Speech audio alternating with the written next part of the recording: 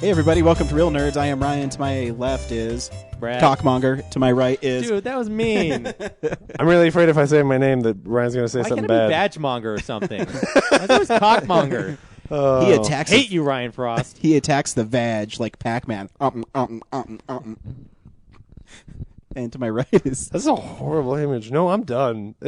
I'm out. Here I go. He's just jealous because he's not the Vag Master. And to my right is... James. Jimmy Hart. Oh. Do you know there was a wrestling manager in the 80s named Jimmy Hart? He managed the Hart Foundation with Bret the Hitman Hart and George the Anvil. When my dad when my folks named me, and my dad was really excited to call me Jimmy Hart because he thought it was a really good name for somebody running for president. Nice. And he's going to be disappointed when I ever. Why did you never embrace the Jimmy part or the Jim? What do you just think James sounds more professional? No, no one ever called me Jim, and so I don't like being called Jim because it's not my name. Good man. Now you know. You know what? I have this weird thing where girls, if they call me Rai, bothers me. If it's not because you're used to tiny children calling yeah, you exactly. Rai. Yeah. So I don't mind if my wife calls me it, but it's like some chick on the street. You know, she's okay. Let's say me and Lunchbox here are walking down the street, right? And this girl across the street's like, "Ooh, there's Rai." I'm like, don't call me Rai. I don't know where that joke was going. It was terrible. All right, You're so just copying a movie. random then I was trying hookers to walking make down it- the street shouldn't call Ryan Rai. Please don't. Okay. Well, now that we've got the information out there Yes, in the ether. it's out there. Brad looks like he's really excited to be in this week's episode. No, I'm just trying to find a But- comfortable position on this seat. Well, well- yeah. We need to get you a better chair for your glass cage. Yeah, I know. I mean, Your sound room. We've been making so much money on this free podcast that you think we could afford a better chair for you to sit in. All right. Oh. Anyways, this will get Brad perked up. Hey, Brad, what is our box office numbers for last week? Oh, fuck. He doesn't even have it ready. Oh, gosh. He had one job to do. The iPhone has to open first. You guys were vamping for It's so not long. even a flip phone. It's 2012. It doesn't have to open. It has a screen that you have to unlock. Oh, gosh. You were so... Dick. Okay. Unprofessional. Number one last week was Safe House with $27 million. You mean no one is safe? Yes, no one is safe Oh, okay. from Safe You know, House. you know who the least safe person is? Ryan Washington. Reynolds. Why? Or is it Denzel? Well, is Ryan Reynolds Oh, right. less safe because Denzel's in the movie with him because Denzel's a loose cannon? I don't know. Chris Pine got it out of Denzel movie pretty well. He So, did. Probably Denzel is less safe. Yeah, because the only reason Chris Pine got out is because Denzel was unstoppable. That movie was awesome. Anyway, what happened last week? Number two was The Vow with $26 million. And our vow of never seeing it is still holding up pretty well. Is that a movie? Journey 2, Something Dreams, Mysterious Island, Something Dreams. $25 million. The movie we saw last week was in fourth place, Ghost Rider, $25 million. Oh, I That's forgot we saw surprising. that. That's for a first week coming in fourth. That can't be good, right? No, it's not. No. I read it cost like $57 million to make, so they'll probably make it back. Eventually. Which means we could see another Ghost Rider. Oh Internationally, yeah, I'm we'll sure see. they'll We'll make see it. another Ghost Rider. Yeah, it just won't. It won't be Neville Taylor Or Nicolas Cage. And This let's hope. Means War rounded out the five with $20 million. What's this? What's this means war? Spy versus Spy. Oh, Spy Against Spy. Yeah. Right. Yeah. So yeah, that is the box office figures for last week. And- Nothing surprising, Yeah, nothing really that. except for how bad Ghost Rider did. Actually, but I wasn't that that's not surprised surprising. because, I mean, the Ghost Rider, I don't think the first one was so well loved that people No. were chomping at the bit to see the next Yeah. one. And the trailers only appealed to Neveldine and Taylor people and people who like people who pee fire. And I can't believe that was actually in the movie. And neither of those are me, so I don't know why we saw it. And Nicolas Cage was really excited to pantomime peeing fire, so... He was, I yeah. wonder how many takes that took. They did that all day. The thing that stands out to me is they're each within like $20-25 million. So it's like the same segments of moviegoers. Like there's a big divide, not between like two camps, but 20 million worth of people go to this movie, and then another 20 million go to this movie. And it's just Yeah.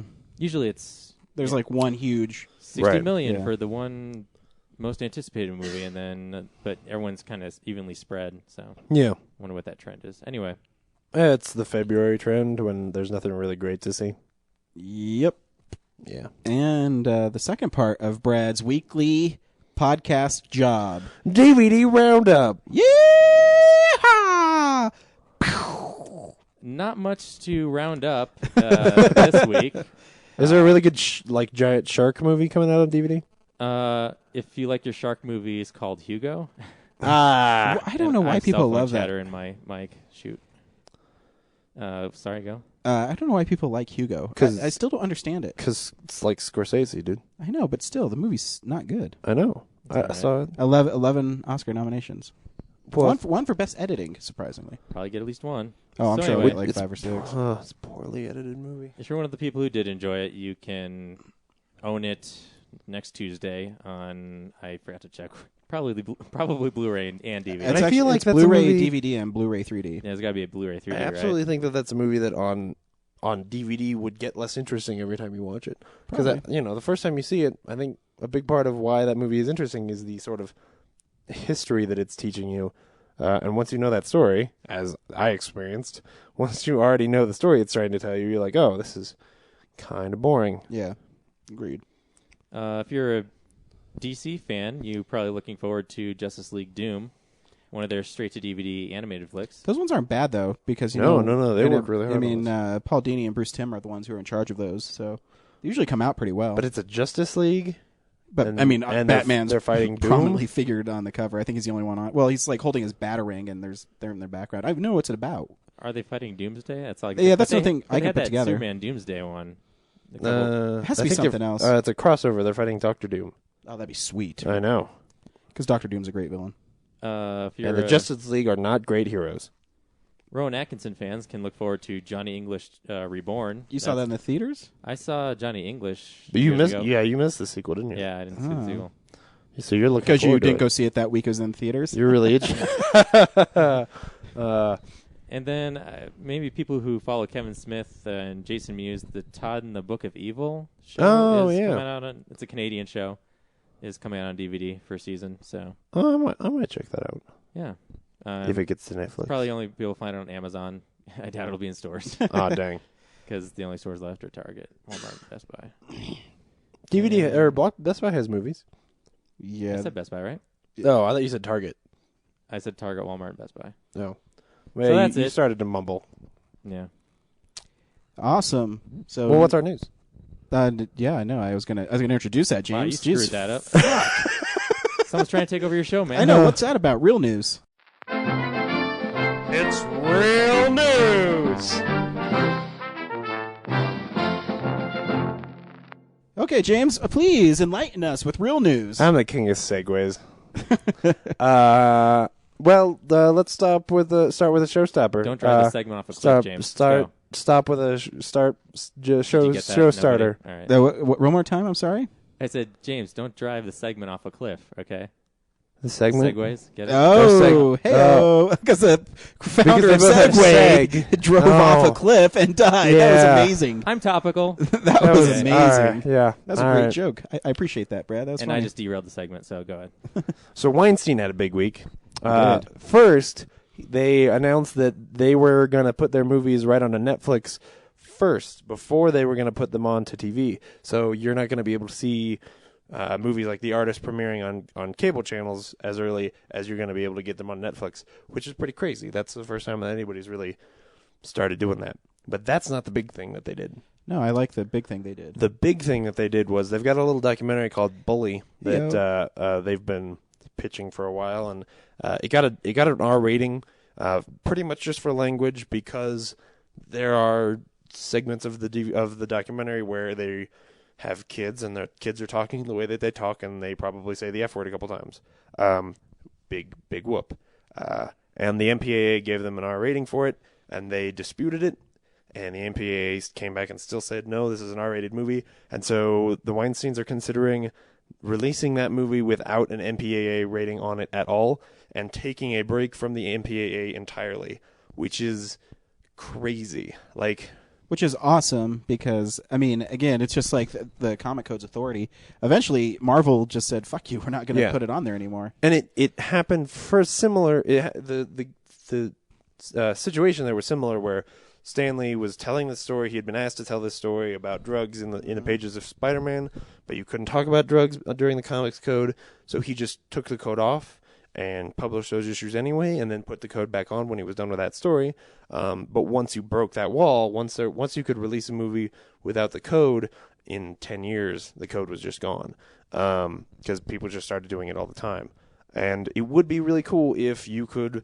The idea here is that they're trying to release this documentary, and they want it to get out to people, and they don't want people to not go see it just because it's rated R, because it's got this message about bullying, and they're trying to get that message out there. And it would be nice if you could every now and then, at the very least, get a movie out and not have it have to get that MPAA rating on there, and not have it be slammed because it gets a higher rating. So it would be cool. Yeah, the only problem they're going to run into is some movie theaters require you to have a rating. Oh, a lot of theaters. So hopefully, if they put their foot down, or maybe there's some theater that stands up for the right of freedom of speech, and they would need a big one. They would need like an AMC or a Cinemark to do it, in order to really enact change. Yeah, most likely it'll just be there will be some indie theaters that'll pick it up, and if they're lucky, it'll be as widespread as like the Denver indie theater, the landmarks might pick it up. If they even got that would still be pretty impressive. Yeah, it's a cool stance though, because that's one of the biggest problems. I've said this before. Sometimes, in Star Wars they show decapitations and gun shooting all the time, and it's PG. And then you have other movies where you don't understand where the threshold for that is. Well, and this is aimed specifically at a very bizarre rule in which you can say fuck in a movie once, as long as it is not directly pertaining to the act of fucking. But if you say it twice, or if you change the meaning of the word, if you use that word by its actual meaning, then it's rated R, which is just insane. Yeah, I agree. Especially in this case where that these kids are just going to say fuck just to say fuck because they're teenagers or whatever. So why can't you just have them say it a few times and release the movie PG-13 and have it say strong language? Because it's probably just going to be rated PG-13 and then say strong language underneath there. That's okay. You can do that. Yeah. People know. They're not going into the movie ignorant thinking that it's going to be some family romp. And if they are, then they're fucking stupid. Like, no, I agree 100%. Yeah. It's, especially like if you've seen the documentary, This Film Is Not Yet Rated, where they go into just how sort of corrupt and stupid the MPA is, and then even if you were alive a few years ago to watch the debacle between Slumdog Millionaire and The Dark Knight Rises, or The Dark Knight, you realize like, oh yeah, they're completely just pandering to who they think is going to make money and how they can sort of get as much money into the whole Hollywood system anyway. It's not even really about trying to make it so that parents know what content is in a movie. Yeah, I agree. So to even have this situation anyway, and it's also partially because the Weinsteins have had the last couple of years, they've had a really hard time with the MPAA.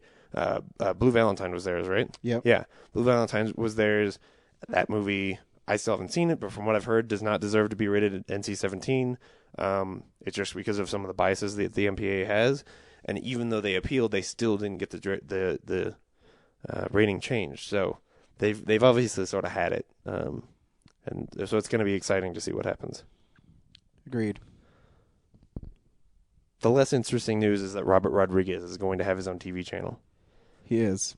I don't know why I care. Brad's really into the real news today. You guys are dominating it. There was a down point. You could have said something. Anyways, the interesting news for fans of The Walking Dead is they cast the governor for season 3, and it is David Morrissey, whoever that is.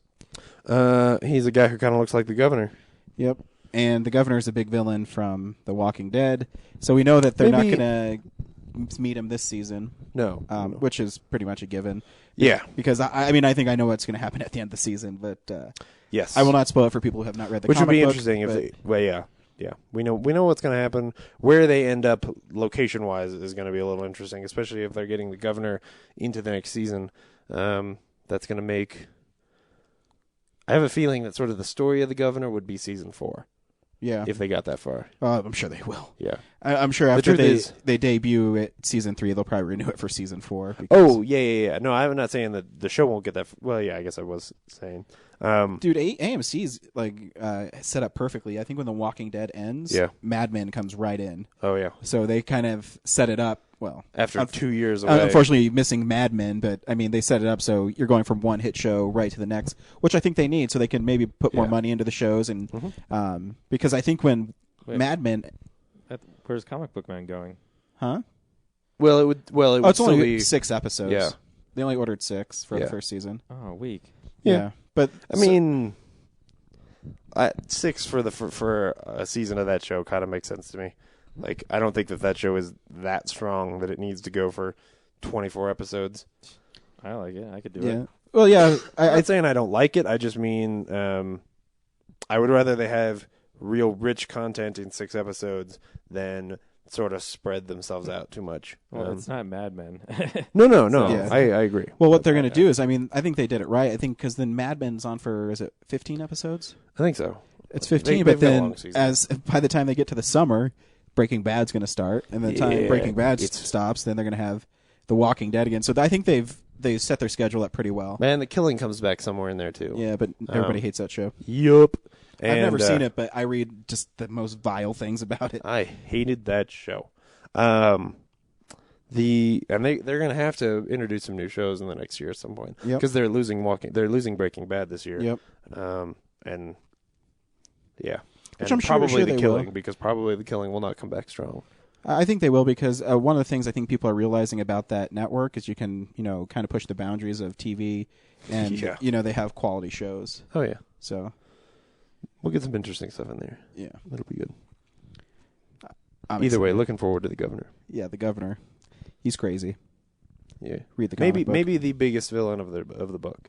Like single real villain. I think as single villain, yeah. Yeah. But as people, maybe, who knows? Which is people. People are the villain people of that are book. the villain of The Walking Dead. Anyway, speaking of The Walking Dead, what have we been watching? Who wants to start? See, that was my. See, that was a better segue. That was. That was much better. And a segue is only good if man. Yeah. Segue is only good if you draw attention to it. Real Nerds with James Hart. That's all right. Featuring Ryan Frost. You know what? This is an equal opportunity podcast. I don't hold the man down. This isn't Rosa Parks, okay? This is Real Nerds. I knew it was going to get racial. I didn't say racial. She was denied a seat at the front of the bus. Denied. Oh, no, you're right. That was the front of the bus. I always get that confused because in high school, everybody wanted to sit in the back of the bus. I know. When I was like, Rosa Parks, why would you want to sit in the front of the bus? There's nothing at the front of the bus but hanging out with the bus driver, and that's not fun. And it probably smells drunk. Not Rosa Parks, the bus driver, Brad. Oh, that was good. So what do you guys been watching, guys? This is my show, so I'll make sure that I know when we start the next segment. If I want to sit there and just improv and talk, I can do it. I am not on a time limit. This is my show. My show. We got to get to work. Let's move. This week I actually watched a lot. I'll start with my new love, Robert Downey Jr. I went on a mini Robert Downey Jr. Marathon. I went to Amazon, and what I did was I looked on his IMDb at the same time, and I took 3 of his movies that did not do very well at the box office, and I decided I was going to get them, and I was going to watch them all, because it's kind of like a hidden gem. Yeah. So the first one I watched was called The Singing Detective. Which this is the one you were the most exciting about. It was. It was called The Singing Detective. And I'll tell you right now, because I won't talk about Tales from the Crypt I was watching, but it's like a Tales from the Crypt episode. Where is it like a horror? No, it's like a really pulpy, and so the premise is Robert Downey Jr.'s a noir writer, and he has some sort of skin disease where he can't move, and his skin breaks out into, it's like all chapped and everything, and he's put in a hospital because eczema. Yeah, it's like really bad eczema, and he's put in the hospital. And while he's there, because he's so delusional because of how much pain he's in, because he doesn't want any painkillers, he starts putting himself in his book. And while he's in the book, he's also singing like all these doo-wop songs. And I mean, it's a bizarre movie, but it is strangely really good because all the actors in it, there's like really big actors. Adrian Brody, Mel Gibson's in it. What? Robin Wright Penn is his wife in it. Dude. And probably before she was a Penn. No. It was. Never mind. The movie came out in 2002. Oh, whoa. Oh. And this was actually a movie that Mel Gibson financed for Robert Downey Jr. because he got out of prison and no one was going to give him a break. And they became friends on Air America, which is on the way from Amazon. And so he financed it. And the movie is Robert Downey Jr. is amazing in it because he plays this angry person, and how the story unfolds is really cool. Because at first you kind of don't understand what the hell's going on in it because it's just so bizarre. But so he's just an angry person, and then it's kind of like as his skin heals, his mind heals, and his attitude heals. So he kind of goes from this person you don't like at all to someone who you can start liking, especially as the story kind of reveals itself to the audience. And I was actually pleasantly surprised. It is really goofy, and I can understand why it only made $200,000 at the box office because it's not a movie where you can sit down and say, hey, this is going to be good time.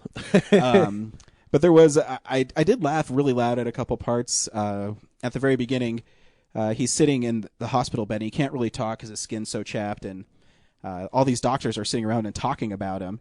And there's a Japanese doctor there, and he goes, how long have you had this condition? And Robert Downey Jr. says, oh, no, how long since Pearl Harbor? It was funny, but like kind of horrible. Yeah. And, but, if you guys want to borrow it and check it out, I mean, you don't have to buy it. It's not like you have to, rush out and buy it. But it's a different movie, and I appreciated how different it was. Have you never seen Air America? I have seen it years ago. Oh, okay. Yeah, I'm the same way. I kind of remember it being really good. But so I have that one. The next one I watched was called Restoration, where he plays a physician in 16th century London, and his name is Robert Marybell. And does he fall in love with Tobey Maguire? He does not. Okay. That'd be awesome though. It's from Tropic Thunder. Remember when he's the priest and they fall in love? Tobey Maguire. I was explaining the joke to Brad because he was looking at he's like, wait, what? Anyways, so he plays, he gets picked by the king, I forget, it's King Charles maybe, who's played by Sam Neill. And in it, because he gets picked by Sam Neill because there's a guy who had his chest ripped open and you could see his heart pumping. And Robert Downey Jr.'s character is the only one who had the courage to touch the heart. And so Sam Neill thought he had amazing courage, and he wanted him to save the life of his best friend. So he brings Robert to the palace, and he thinks he's a physician, so he thinks he's going to work on a person, but it's a Cocker Spaniel that he needs to nurse back to health. And the king said, if you save him, then you'll have a part in my court. If not, then you don't know what happens, i.e. he's probably going to be dead or something. So he thinks the dog dies. He puts him in a coffin. As they're walking out the room, it scratches the coffin, and the dog's alive. And so he stops being a physician. He actually kind of becomes like the king's right-hand goofy guy. And it goes from this kind of screwball period comedy to this tale of him trying to redeem himself because he lost his way. He wasn't a physician anymore. He's more of the king's veterinarian. Oh, not even veterinarian, dog watcher. Yeah. But he loved the status it gave him, and his colleague when he got. It's a really long movie, but basically he has to go on this road to redemption to become a physician again, and he figures out. It seems really stupid now, but he came back when the plague was through London, and then he realized that they were keeping all the people in the hospital together. So if you had a broken arm, they'd put you in the room with the people who had the plague. Right. So it's spreading the plague. So he said, well, we need to separate all these people and keep the plague separate and the people separate. And so he invented rooms. Yeah, basically. And that was the whole part. And I mean, the beginning's actually pretty good. The middle's good. But when towards the end where he's really getting on his redemption quest, it gets really melodramatic, and it's a Miramax movie, so you can kind of see it total Oscar bait. Yeah, exactly. But he's really good in it. He really is. Again, he plays an English guy. Meg Ryan is terrible as his Irish lover that he meets at a insane asylum. Meg Ryan. Yeah, and she tries to do this Irish accent. You're like, wow, she's really out of place in this movie. Meg Ryan. What year is it from? 2005. No way. Yeah, it won 2 Oscars, by the way, for costume design and sound editing or something. I don't know. Wow. Yeah, a movie you never heard of, Restoration. I think it made $4 million at the box office. I don't know. And then the last one is actually, I think, the best one I watched. It's Charlie Bartlett. I don't know if you guys seen Charlie Bartlett. Yeah. And I thought that movie was actually really good. I really enjoyed the movie, even though he's not really in it too much. But when he's in it, he's brilliant, obviously. But Charlie Bartlett's about a kid who's rich and goes sees a psychiatrist, and he finds out he can get prescribed drugs and sell them to other kids. So he has a therapist session in the men's bathroom and prescribes drugs to kids that have problems. And that's what that movie's about. Robert Downey Jr. plays the principal of the high school, and Charlie Bartlett starts dating his daughter, and he goes off the deep end because he's an alcoholic, recovering alcoholic. It's good. Cool. And that was my Robert Downey Jr. marathon. Are you going to keep going? Have you already? Obviously, you ordered Air America. Yeah, I have Air America coming. I also have Fur, a portrait, an imaginary portrait. Whoa. It's with Nicole Kidman. I have no idea what it's about. You'll have fun with that one. Yeah. Do you have Scanner Darkly on the way? Yes, I do. That's my other one. So I have those three coming in. You haven't seen Scanner Darkly. Scanner Darkly, you actually will enjoy. Yeah. Do you not like? Have you seen Fur? I have not seen Fur, but you're in for some weird stuff. I heard it's really goofy. Yeah. But he's in it. He's probably good in it. I still haven't seen a movie where he's bad. Yeah. And the good thing is on Amazon, like those three movies cost me $18. These three is like $21 because I got a Scanner Darkly on Blu-ray and Air America on Blu-ray. So yeah, then man, I saw so much this week. I also saw the Jurassic Park trilogy that I got on Blu-ray, and that movie looks amazing on Blu-ray. All of them, every single one of them. Man. And I was telling James, or maybe it's you, Brad, before our podcast we did earlier this week, in The Lost World where they're in the camp and the T-Rex attacks. Yeah. It sounds so goofy, but the blacks look so smooth. There's no grain, nothing. So you don't see like that fuzziness in blacks. Right. Oh man, it's like a little things that just look amazing. I'm totally going to go order that right now. You should. And then the first one's still one of the greatest movies of all time. Oh, absolutely. That is one of the tightest scripts for any movie ever. That movie is close to perfect. The only thing that bothers me about that movie is there's one continuity error that really bugs me in it. Which one? When they find Ian Malcolm in the bathroom after the T-Rex and they put him in the Jeep, the background is they're above the T-Rex paddock. And then it cuts to them below the T-Rex paddock all of a sudden when the T-Rex starts chasing them. So it's like they filmed a scene with Ian Malcolm above, and they didn't show like the next like cut is them below.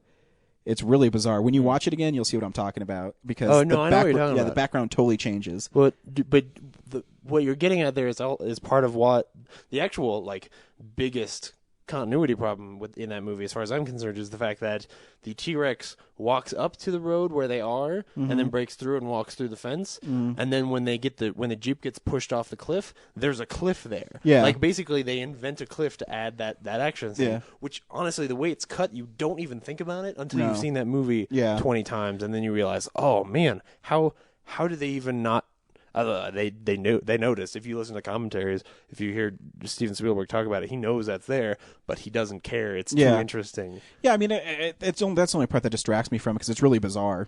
Because they show him looking down because he sees like the rumble from the T-Rex coming, and all of a sudden they come through and they're just surrounded by trees and stuff instead of above the paddock. But and I still think that The Lost World isn't bad. I think there's. I don't think it is either. I love the Ian Malcolm and John Hammond bit at the beginning, where John Hammond says, "We're not going to make the same mistakes." No, you're making even bigger ones. You're making all new ones. Yeah, all new ones. And Hammond's speech at the end of Lost World, I think, is really good. Oh yeah, it's great. And then the third one, I don't think's bad at all. I really don't. I do. I still think. I mean, there's some parts that are goofy, but I still like the pterodon. I think's a really cool scene. Just because I love the way it's shot. It's kind of like a horror movie. And I love seeing Alan Grant, and I think that movie's got a lot more silliness in it, which I think part of why people don't like The Lost World is because of dinosaurs in San Francisco, and they think that's silly. San Diego, sorry. But the whole like the villain, they're being sort of a villain of the third one. There's this Spinosaurus thing. It's just like, what? Why is that there? I don't. Yeah, the only thing I didn't like about the Spinosaurus is he overtook T-Rex. I still think T-Rex is a cooler dinosaur. It's a cooler dinosaur, and the ringing phone. Yeah, is really, and that's why I don't like Jack Horner, who is like the paleontologist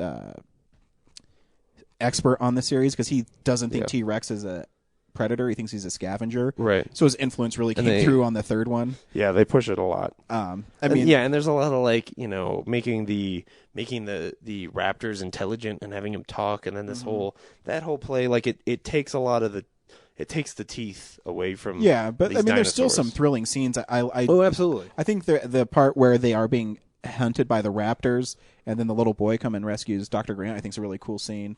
And then even the Spinosaurus at the end, I thought was really interesting. And but yeah, like my argument, because I've met people who think that 3 is better than 2, and I don't think there's anything in 3 or in that raptor scene in 3 that is as good as that wide shot in The Lost World where the raptors are cutting through the grass. Oh yeah, no, that's amazing. Oh, that shot is just awesome.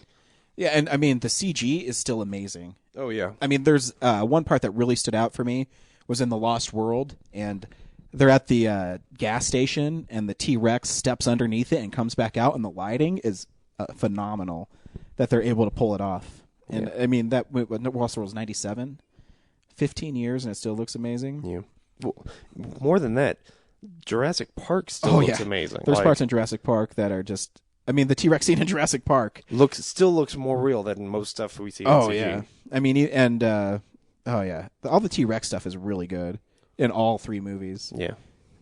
Yeah, so I mean, I love the Jurassic Park movies, and I watched them back to back to back. I didn't stop. I seriously watched them in one sitting, and I had so much fun. And then I watched the special features with Steven Spielberg. I love listening to him talk. I love listening to Steven Spielberg talk about making movies because he has such a passion for it. And but there's not a commentary, right? There's no. They're like each one is like He doesn't do that. Yeah, he doesn't do it. There's like 40 minutes, and they interview almost the whole cast of everybody. Like even the kids from the first one are in it, and so it's really cool to see them explore it. And Steven Spielberg, when he's talking about The Lost World, the reason he kind of made it not as dark as the first Jurassic Park is because that was his first movie he made after Schindler's List, and he was really burnt out because he was. And he even says in Jurassic Park, he said, "I was finishing touches on Jurassic Park, and I'm in Poland, and I'm shooting this Holocaust movie, and it's like he's saying, I don't care what the dinosaurs look like." Just make them look good. And it was really interesting. And he took 4 years off. So after Schindler's List, the first thing he did was The Lost World. And he said he really wanted to get back in that because Schindler's List took so much out of him. Yeah. And he wanted to do a fun movie again. So yeah, I recommend everybody checking that stuff out. Anything with Robert Downey Jr. You guys can talk now. I talked forever. I literally just ordered the Jurassic Park trilogy. I could get the Mummy trilogy too for $32. Should I pick that up? No. Maybe it's the Mummy. What's it?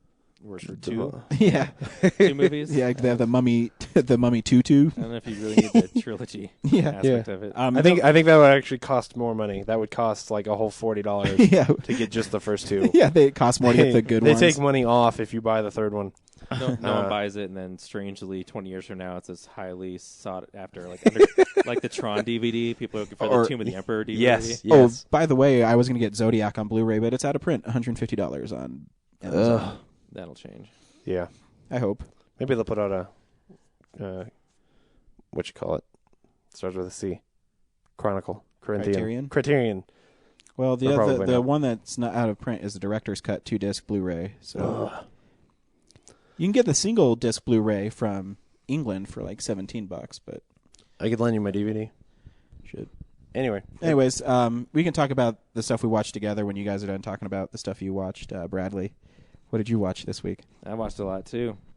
The first one I'm really anxious to talk about is I went and saw a trauma film called Father's Day. You're talking all about this. Yeah, go ahead. Okay, what's it about? Okay. And explain trauma films for people who don't know. Trauma films are schlocky, terrible films that have poor production value, have stupid stories, horrible acting, and but also keep in mind that they embrace it. It's not like they they turn know away from it. They know they're awful, and that's why they make them, because they love awful movies like that. And every trauma film I've ever seen, I've been bored watching. Have you seen Redneck Zombies? No. But I have. I want to see that now. I've always been like, I always tell myself I will find one that I will like. I haven't seen Toxic Avenger. I probably should. Yeah, that's the big trauma film. You can stream it on Netflix. Yeah. But, I like watching stuff at the theater by my house, which is the Esquire. So it was the midnight movie. So it was also the premiere of it. So I decided to check it out, and instantly right away, it's shot terribly. Like it's so dark you can almost not make anything out on the screen. And there's this. Oh, there's also tons of ultra violence in trauma films. Yeah. So that's going on, and that's kind of cool. But also, it's like you can't see any of it, so I'm instantly bored. And then all of a sudden, as I'm starting to follow the plot, it's obvious that these people are having fun with this stupid idea, and it gets funnier and funnier as it gets crazier and crazier. And it's about this serial killer named Chris Fuckman. True. I read that on He's going Shock around to the Drop. killing people's fathers. Is that his Christian name? Not just like male adults of children, also people in church, Yeah. those kinds of fathers. Priests. Priests. And so this one teenager, his father gets killed, and then I forget why he goes to the church, but anyway, the guy at the church, there's this dying father priest at the church. And so when this teenager's father gets killed, it's reminiscent of this rash of killings by Chris Fuckman from like 30 years ago. You take a movie seriously. Yeah. So they're like reminded of it, and so this one priest asked the older one who remembers those events, like, what do we do? How do we stop them? And then the old one tells him to go find Ahab, who's this guy with an eye patch who's living in the forest, and he's tapping trees for their maple syrup. Oh, like literally sticking a pipe into a tree. That's how some people get maple syrup. That's a real thing. Really? Yeah. That was a joke. No, it's real. No, it's real. It's real. It's funny. He just walks up to the tree and stabs it with a pipe. Yeah, and starts that's real. Yeah, no, it's real. Okay, all right. Well, anyway, the priest goes to find Ahab in the woods. Not on a boat. No. Okay. I know he's not even out for whale revenge. He's only just out for... Anyway, he's out there because of, this... in the past, like he has regrets of the past or whatever. He's out there because he's trying to escape everything. And then he's got a sister who's a stripper, and she's back in the city. Wait, Ahab has the sister. Yeah, Ahab has a sister. Trauma pictures also have to have tons of gratuitous nudity. Yeah. That's like a requirement. Anyway,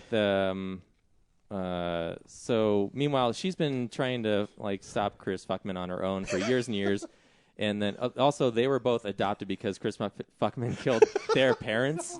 Tell me that when he kills people, he says, "You just got fucked." No. That'd be awesome. He doesn't say anything. He just bites their dicks off and rapes them. Wait, what? Yeah. What? Wait, what? You just went from killing to biting dicks off and raping people. The first scene of the movie is he's in this apartment, and you just hear this munching sound, and then all of a sudden it cuts to him stretching out this guy's dick and then biting it off, and then he gets someone walks in on him, and he jumps out the window and runs down the street and gets hit by a car. What the fuck, man? You can't just drop that little fact into the middle of the story.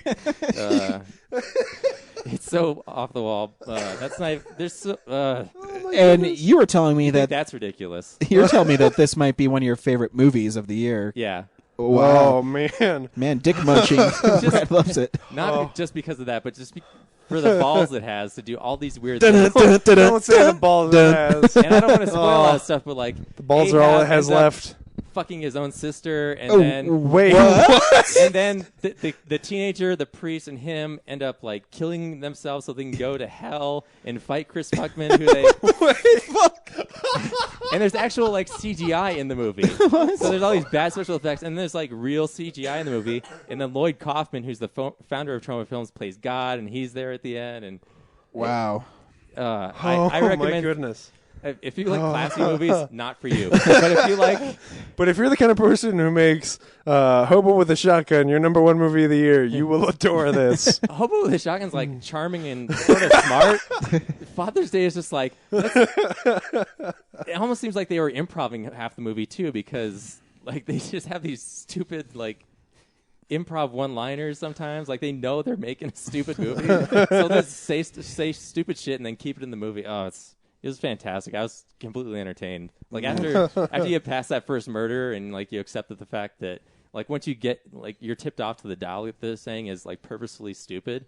And then you start writing with the fact that it's like kind of a parody of these types of movies, then you can enjoy it. Like, okay, this is meant to be really dumb. I think a lot of times with those trauma movies, you really have to get in the world because if you get sucked out of it for a second, then it's hard for you to get back in. It's hard to get into because they're shot so poorly. Yeah. Like the production value is really cheesy, and the ones that are like you tell they're kind of being serious about the topic or the subject matter of the movie. Like those are the ones that are boring. This one is like. We know this is dumb, but we're gonna like push the envelope and do everything we can, like because we can't do everything anywhere else. At Trauma, we can do whatever we want. Mm-hmm. Yeah. So no one's gonna stop us. No one's gonna tell us no. No one's gonna censor us. And this movie does not censor itself at all. Well, when you have a brother fucking a sister, I think all the censorship is gone. Interesting. Well, what else you watched this week, Brandon? Where's my list? What the fuck, man? Yeah. Oh, he bites their dicks off. Yeah. And rapes them. Don't forget he rapes them too. After does he bite the dick off first and then rape him, or does he rape him and then bite off the dick? I think maybe it he varies, rapes them while he like, bites their dicks off. Depending on his mood, I think he one or the other. Oh no. Real quick, I saw it was on HBO. And I was just on flipping around. I saw Your Highness, which I'm not a big fan of stoner movies. But this movie actually wasn't that much of a stoner movie. No, it wasn't. It's really weird. It's more like a movie made by people who are stoned. Yeah, and like the only really funny part is when Danny McBride is like they're talking in yield English most of the time, but then they'll break out and say like modern stuff. But, like, have a twist on it that's kind of like old English. Yeah, when I saw it, I didn't think it was like a bad movie, but it's just okay. Yeah, the knight's bride is stuck in a castle, and they have to go rescue her, and Zoe Deschanel, all this crazy shit. Which is what like what was the movie he did before that? Who? The director, well, the writer director sort of guys. The one where James Franco Pineapple Express. Yeah, Pineapple Express. I loved Pineapple Express and thought that movie was really smart and fun. So it was kind of disappointing to see trailers for that movie and be like, oh, I'm not interested in this as much as I should be. But you were okay with it? Yeah, I mean, see Natalie Portman's butt. Oh, good. Yeah, for a couple seconds. The better part was when Zoe Deschanel's like writhing around like and talking dirty. Totally. Or when hotter. he gets, taken by the totally naked chick tribe. Oh, yeah. It's definitely like a Danny McBride sense of humor. And that's actually kind of a creative, like, beast to fight. It's like, yeah, I think so, too. He reaches into that pot and, like, the liquid and then the finger demon or whatever forms from it, like, outside of that. That was pretty cool. Yeah, I mean, it's, like, not the worst movie, but you just, whatever. Yeah. And I like his feud with the mechanical bird and his gecko. Anyway, so that was kind of just throwaway. And then I saw a stop motion movie from Australia called Mary and Max. Nobody? Nope. It's a movie for lonely people. It was very depressing, but also like smart and charming. It's about this little Australian girl, and this is all claymation. She is kind of an outcast. She gets picked on at school, and her father is like kind of distant. Like he enjoys taxidermy, and he stays away from his family. And then she's got like an alcoholic mother. And then there's this guy in New York with Asperger's, and he just Asperger's. He sits in his apartment just watching. Wow. Sorry, Brad. The Simpsons covered that, or the South Park covered that joke. Community covered that joke. Yeah. You said Asperger's. He's a recluse in his own apartment, just watching TV all the time and eating chocolate hot dogs. Chocolate what? Yeah. And so is it like a Twinkie wiener sandwich? It's just a bun with like a Hershey's bar in it. So no. Yeah. Okay. So she goes to like the post office one day, finds an address, and starts to like not knowing it's him, but just finds an address and it's his. Starts writing to him as like pen pal style. Yeah. And she's a little girl. She just tells him whatever, and he hasn't had friends before, so he writes her back, and it goes back and forth for a while, and The movie just kind of shows you how sad they are. Yeah. These two lonely lives and how they find friendship through this. And, it's kind of sad by the end what happens. But all right. Yeah, if you've ever been lonely, it's just like, oh, that's like you get that feeling from it. It's relatable. Yeah. And the podcast just hit the brakes. Sorry, guys. way to bring down the... Wow, Christ man. almighty. Hope your next one's like a fuck movie. We got to start biting dicks off again. Yeah. Okay, well, I'll lighten it up. I watched Office Space again. Nice. Yeah, the movie's good. That ended up on streaming, so that's a short movie. It really is. It's maybe an hour and because it just minutes? sort of it gets started. There's a plot, and then it's over. I know. I was watching it, and it was almost over. Yeah, maybe you came in halfway. No, I saw it from the beginning. I streamed it, and then Netflix got Ninja Turtles: The Next Mutation, the entire series. Nice. Which is like 20 episodes. So I started binge watching that. When was that? That was 97, 98. Oh, okay. It's a live action Ninja Turtles show in the style of Power Rangers. Oh, I don't remember that at all. It's horribly written and oh man, not very high. You say it's live action? Are the suits like the movie suits? It's like the movie suits. There's some tweaks to it, like the masks are different. And they all have like bandages on certain parts of the costumes. Gotcha. I think they're covering something else up. Like the just general wear and tear of the costumes and their lack of money to fix them. They're not the exact costumes. They're they're like a cheaper version, but they're still pretty high quality for a live action turtle suit. Yeah. Yeah. I got you. So, but like the Shredder's gone after about one episode, and there's this Dragon Lord who comes in, and he's got like this little bloodthirsty pet dragon called Wick, and they're constantly trying to take over the world. And then the fifth turtle, Venus de Milo, the female turtle, visits from Japan. She has powers of invisibility and can read thoughts from villains. Yeah. There's a girl turtle? Yeah. What? Shinobi. What? Yeah. And then there's a bunch of other lame villains. Like there's an ape, a gangster ape. Nice. Not great, but and then if you're a fan of Ninja Turtles, it's cool to see a live action. And then Michelangelo's like, "Man, this gangster ape's just gone bananas, Raph." He might have said that. Wait. The ape is a gangster? Yeah. That's racist. Well, what?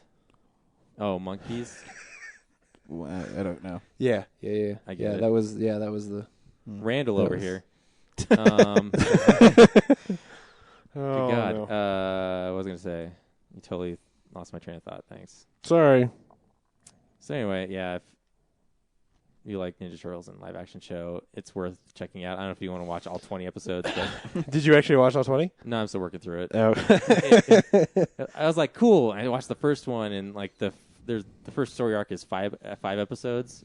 It's called East Meets West, and it's all pretty much just Venus de Milo kind of settling into the New York vibe and getting accustomed to these turtles, and they're picking on her because she's the female odd turtle out, and she doesn't get all the cultural references and things, and then that kind of just goes on and on and on, and then the Dragon Lord just keeps having these lame fight sequences, and I'm not even sure what they're like. They take over a castle in downtown New York, and lots of those. Does he ever like attack the turtles with gray people with Z's on their chests, or like create a monster that then gets bigger, and then they have to like form one giant robot? That Power Rangers thing? No, they don't do that. Oh, okay. But it is produced by the Power Rangers people, so you could totally tell that once the cartoon kind of faded out, they're like, what's popular right now? Let's copy that. And so Power Rangers was big at the time. Gotcha. But yeah, if you're a fan of Ninja Turtles and you want to see something that you probably will never see. Something you'll probably not enjoy. Yeah. I kind of enjoy it. Like the production value, while not great, is pretty close to the second and third movies. So okay, cool. Like, always want to see more of that, and here it is with poor writing and cheesy effects. They have a Humvee as a turtle van. Nice. Raphael has a motorcycle. Mm-hmm. Yep. Makes sense. Cool. Is it on to me? Are you It's done? on to you, James. Okay. Well, I only saw one thing, but I saw a lot of it.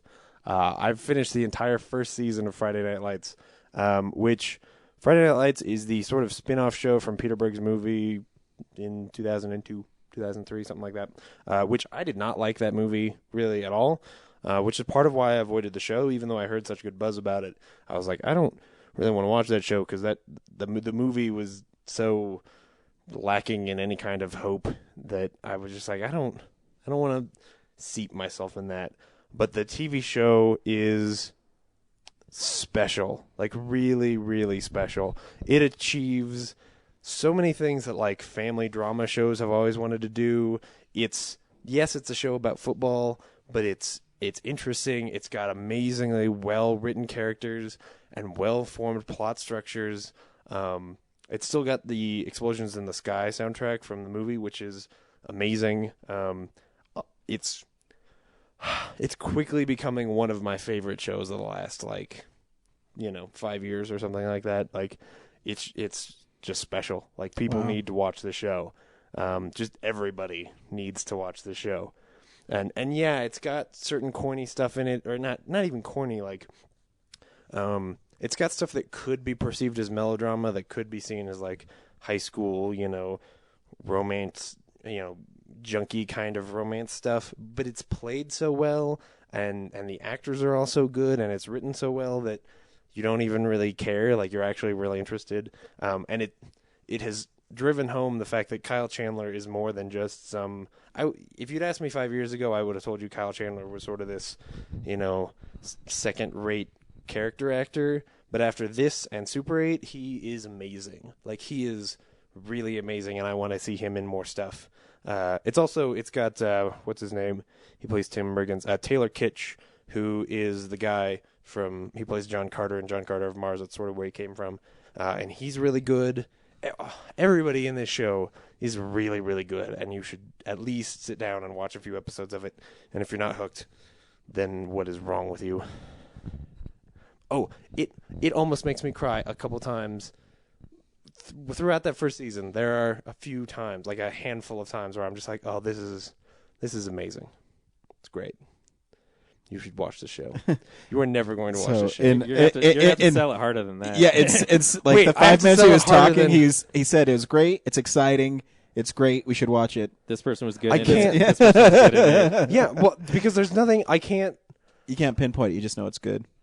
I can't pinpoint. Everything is good about this show. It's well written. It's well acted. The characters are great. What's great about it? All I know is they play football on Friday nights. Yeah, but it is dependent on how much it is a sort of window into this Texas football atmosphere where everything in these small towns is about high school football, and they're all so into it, and it's so important to everybody. But what's weird about it is that even though I'm not crazy about football, I like the game, I will watch the game, but I don't follow it that much. They do a really good job at getting you attached to the characters first, so that then when the things that the characters care about, you start caring about. And that's how they get you into the football stuff. That's how they get you to care about the football thing. Because even though from the outside you're looking at it going like, this is crazy, like why do these people care so much? You care about the people, and the people care about the football. So it's not so much a show about football. It's a show about people in a small town in Texas. Do any of the characters have a deformity? Yes. Really? Yeah. That's I don't want to tell you. It's maybe the 2 penises. Got it. no. It's something that happens. Wish it was 3 boobs though. It's something that happens when deformity is the wrong term. Deformity is really insensitive. Mental illness. No. It's a disability that occurs in the first episode, and so I don't want to spoil who it is or why or But the truth is, if you've seen anything about the show, you would probably already know. Which teen character's pregnant? None of them. There are no pregnant characters Yet. No, I mean the teens all have sex a lot, but that is treated with a on the field or off the field. Off the right field. On the 50-yard line. It is treated with a certain kind of maturity. The two the family that is at the center of the show, Kyle Chandler, who plays the coach, his wife and his daughter, are one of the most. Does he beat the wife or the daughter? No, he beats nobody. That's what I'm trying to get at. Except other teams.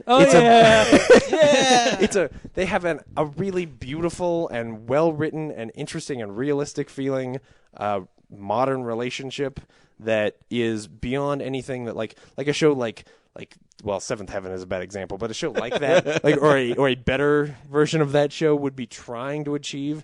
And this show just has that kind of a plot and has that kind of a dynamic in it, and it's not even the point of the show. Like, it's not even the thing the show is focusing on, but every time that part of the show is what they're focusing on, you're like, oh, this is just as good as everything else. Like, I can't. It's just special. It is a show that is. How are nerds represented in this show? That's what I want to know. This seems very jock-centric. No. They're actually represented in... I didn't even think about this until you just brought it up. There is a guy who's... he's close friends with the kid who is sort of the quarterback on the team. But he's not presented in a traditional nerd way. Like, when you meet him, you don't even realize that he's the nerd. It's not until, honestly, I didn't even realize until near the end of the first season when he starts tutoring this girl in math, that then you realize, like, oh, he's supposed to be an advanced calculus. Like, he is this sort of nerd character, but, you know, he's really just another kid. He's like everybody else. But then he is also sort of the outcast from everybody. And it takes you a while to even realize, like, oh, that's because he is the geek. It's actually... Yeah, I hadn't even thought about the fact, but it's really evolved the way that they deal with that character. That's amazing. Thank you, Brad. I love this show even more now. Wow, I can't believe they do that. Glad I could help. Yeah, that's great. I spent all day yesterday watching the show because I just couldn't stop. An episode ends and I think, oh, that's... How'd they do that? I'm just busting your balls because I have nothing to say about the No, I know. Trying to keep the conversation going, but neither of us can help you out. No, you just ought to. I don't need to help. This show speaks for itself. It is great. You heard it from James. Friday Night Lights is great. And it's a show, like, unlike Downton Abbey, where I can't recommend Downton Abbey to everyone, everyone should love this show. You know? Like Mad Men. I understand people not liking Mad Men. I don't understand people not liking Friday Night Lights. Very nice, James. Very Great. Nice. What a ringing endorsement. If only you would have done that when it was still on the air. Oh, man. I know. Hey, it got 5 seasons. That's pretty good. Yeah, last 2 on DirecTV. Yeah. Channel 101. That's not bad. Anyways, man, we talked about a long time about what we saw. We did, so but we're not going to talk about the movie very long. We'll go ahead and go into the movie we saw this week. We saw Wanderlust with Paul Rudd and Jennifer Aniston. Brad, should people go see Wanderlust? Yeah, it's funny. James? Yeah, absolutely. It's the funniest comedy we've seen this year. Hey-o. We've only seen one so far. Actually, I love movies when they surprise me, and yes, you should go see this movie. Roll trailer. You ready for your meeting? Yep. Knock him dead, all right? I'll call you later. You know what I want to do? I want to take off that robe. Why are you not at work, George? Oh, I forgot fired. As soon as we can get back on our feet, we'll come back to New York. But right now, my brother's offering me a job, and Atlanta's the best place for us to be. Hey, there he is, my homeless brother. Where's your cardboard box? And Linda, oh my God. Your body is redonkulous. Rick, I think you're making everybody uncomfortable. Oh, everybody knows what I mean.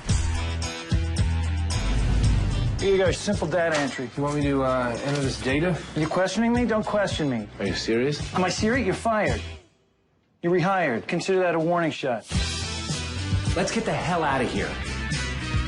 All right, I cannot be in this car anymore. Elysium bed and breakfast. You looking for the B&B? There's another half mile. You can't miss it. Please? Yeah. Oh, no. Oh my God, he's coming out! He wants to make a suit out of our skin. You guys okay? We'll take care of you. My name's Wayne, by the way. I'm a nudist. Oh, yes, we noticed your penis earlier. Touche! All these people live here. This is a We commune. prefer an intentional community. We're not a bunch of hippies sitting around playing guitar. Wrap your fingers around the base of it, work the shaft down to the tip, and then flick the tip. What? Flick the tip, flick the tip. Welcome to the Elysium community. It's not like we're signing a lease. We'll give it a month. 2 weeks. Oh, George, I like you. I like you too, Eva. We should make love sometime. How'd you and Linda feel about that? This place is incredible. I actually feel like I'm a part of something that's real. What is this? Ayahuasca tea. Reeks like a cat butt. It has hallucinogenic properties. I can fly! You can't fly. I believe I can fly! If you're gonna get literal with an R. Kelly song, let the dude trapped in the closet. Wanderlust. So, I'm light on your bio. You know, man, is it cool if maybe we talk about this later?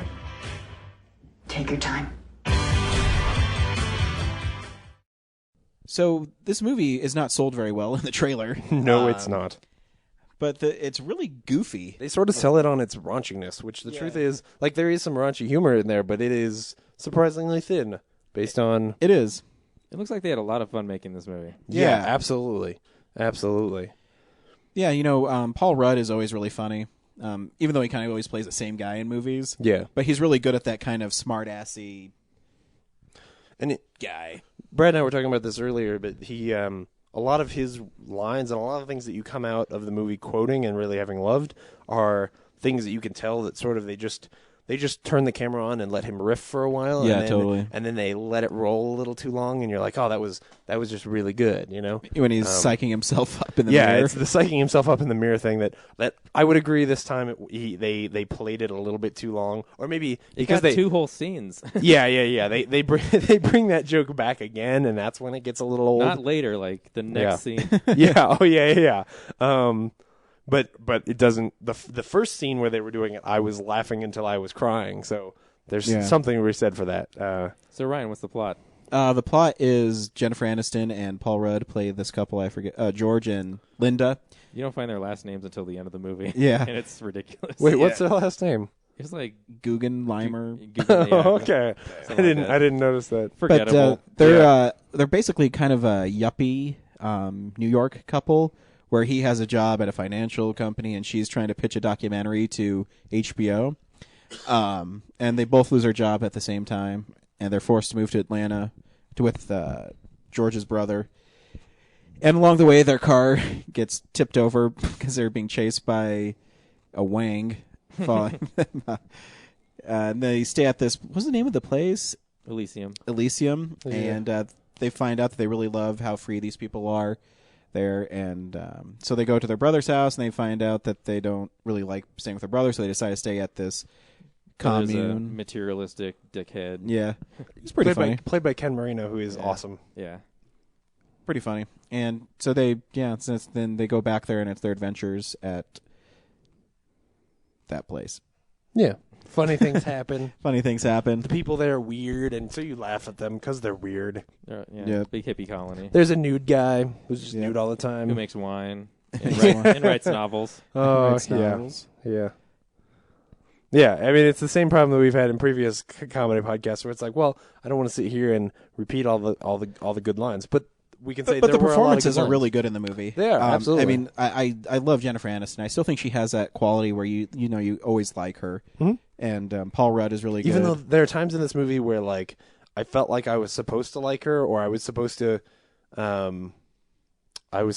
feel like Paul Rudd's character had done something wrong, and I was like, well, wait, no, I feel the other way. I feel like her character is being kind of dumb, and he should, But there's some lines though that are really funny, like when the little kid comes running out and he says, "He bonned the deed," and then that other lady says, "He bonned it," just like the little kid. Yeah, it's things like that. You're pretty sure that wasn't written in the script, and she just went with it. What's that girl's name? She's in Reno 911. Oh man, yeah, she's the really awkward one.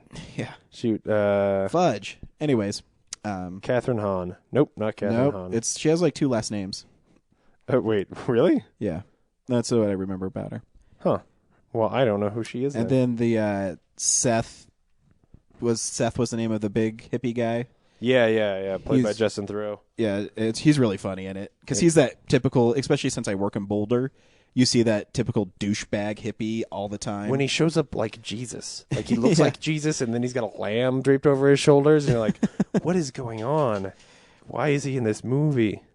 It's really weird. Yeah, but he's really good in it. and he always has something kind of funny to say.